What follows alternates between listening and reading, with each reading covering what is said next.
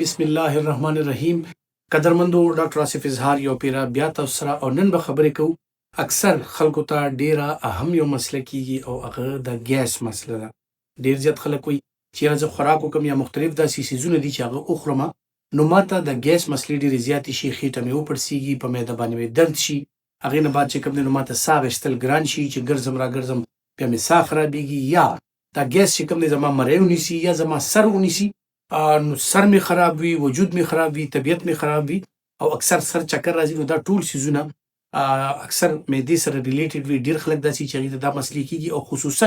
بیا یو څو خوراکونه داسې دي چې که د هغې استعمال مونږ کوو نو ډېرو خلکو ته دغه مسلې اکثر زیاتې وي. اوس که تاسو وګورئ کومو خلکو ته چې دا د معدې مسلې وي هغوی ته اکثر له بیا د ډپریشن او د انزایټي او دا مسلې هم راځي او هغه خلک اکثر له که تاسو وګورئ نو هغوی اګریسیو وي، غوسه ورځي، طبیعت یې خراب وي او اکثر لا چې کوم دی نو د خلکو نه یو طرف ته ځان ساتي، ځکه چې وایي یاره زما طبیعت خرابېږي، نه ډېرې خبرې کولی شم، نه اکټیویټي کولی شم. نو دې سره سره چې کوم دی د هغه د ژوند یو ډېر اهم څیز چې کومه زموږ اکټیویټي ده یا زموږ الرټنس دی یا زموږ کوم د ژوند نارمل روټین دی نو هغه ورسره ډسټرب کیدی شي. خو دا یقیني خبره ده چې ډېرو خلکو ته واقعي چې دا تکلیف دومره زیات وي چې د هغې دا روزمره چې کوم زندگی ده دا ورسره ډسټرب کیدی شي او دې کې خلل راتلی شي، دغه په کار کې، دغه په خوب کې، دغه چې کوم ډیلی اکټیویټیز دي هغه ټولو کې. نو اوس که تاسو وګورئ دا کسان چې کله وي د یو څو خوراکونه داسې دي چې هغه دې کسانو باندې اکثر ډېر ښه نه راځي. بعض اوقات څه څیزونه داسې چې هغه انډیویژولي لکه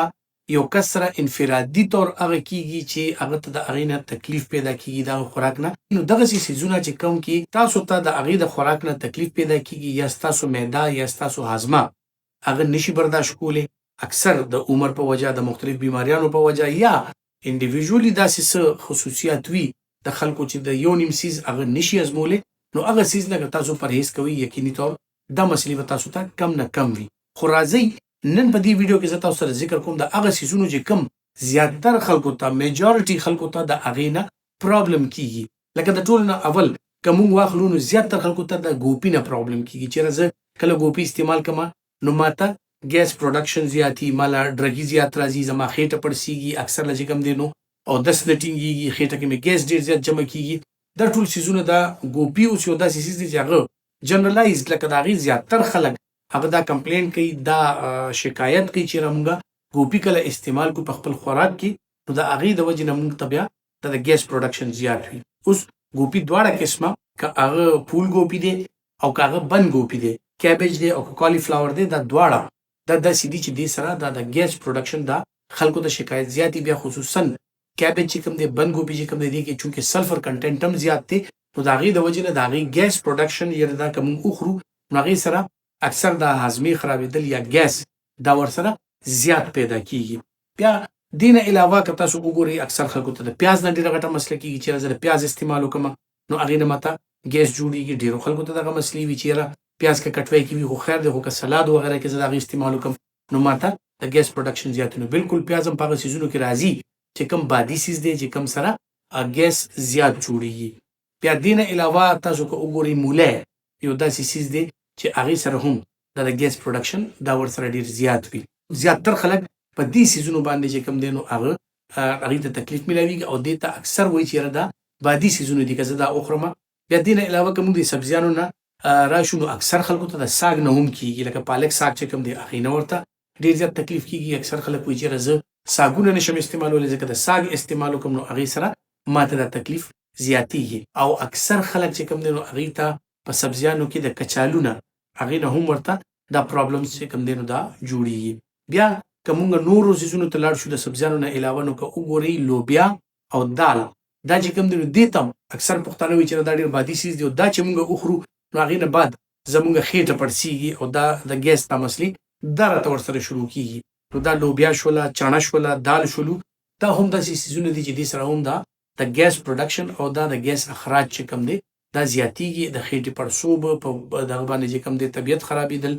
ساه خرابېدل او دا څیزونه بدهضمي دا ورسره زیات راځي. ډېر خلک چې کوم دی نو هغې کومه جوش کړې انډه دا ویشېدلې انډه دا بوایلډ ایګ دی نو هغې باره کې هم دا وایي چې هغې سره هم زما طبیعت خرابېږي. هغې کې پروټینز چونکې د هغې د سپین پارټ چې کوم دی دا پروټینز دي، د انډې چې کوم دا زیړ پارټ دی نو دغه سره اکثر خلکو ته د ګیس نه شکایت دا ورسره کیدی شي. نور که تاسو وګورئ په کومو سبزیانو کې چې بیا فایبر زیات دی ما سوای د ګوبي نه چې هغې سره د ګیس پروډکشن شته ځکه چې په هغې کې سلفر کنټنټ زیات دی، خو نور چې کوم د فایبر والا سبزیانې دي هغې سره اکثر لا دا مسلې نه کیږي، لکه بینډی سره، تورۍ سره، دا داسې مختلف سبزیانې چې دې سره بیا دغه د ګیس مسلې اکثر خلکو ته کموي. نو بینډی، تورۍ او دا څیزونه اکثر خلک په اسانه باندې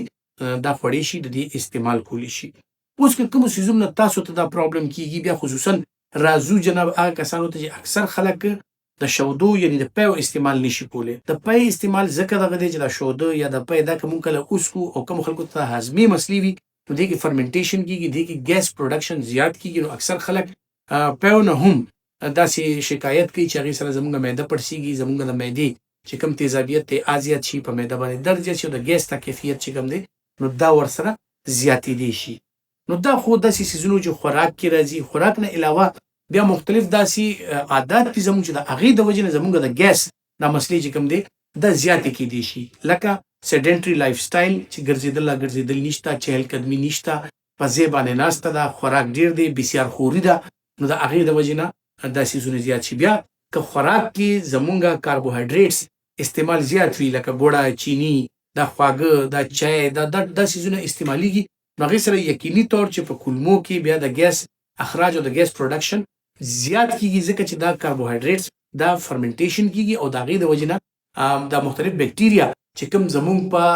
معده کې دي، زمونږ په کولمو کې دي، د هغې د وجې نه په دغه باندې عمل کوي د دې د هاضمې دپاره او هغې نه د ګیس اخراج چې کوم دی نو بیا ډېر زیات کیدی شي. بیا که تاسو وګورئ نو اکثر خلکو کې دا عادتونه شته چې هغې دا کولډ ډرنکس وغیره دا څیزونه دا شربتونه د استعمال زیات کړي. نو یقیني خبره ده چې په هغې کې مختلف قسم ته خواږه د چینو په فارم کې، شوګر په فارم کې، د سکرین په فارم کې، په دې کې ډېر زیات وي، نو هغې سره هم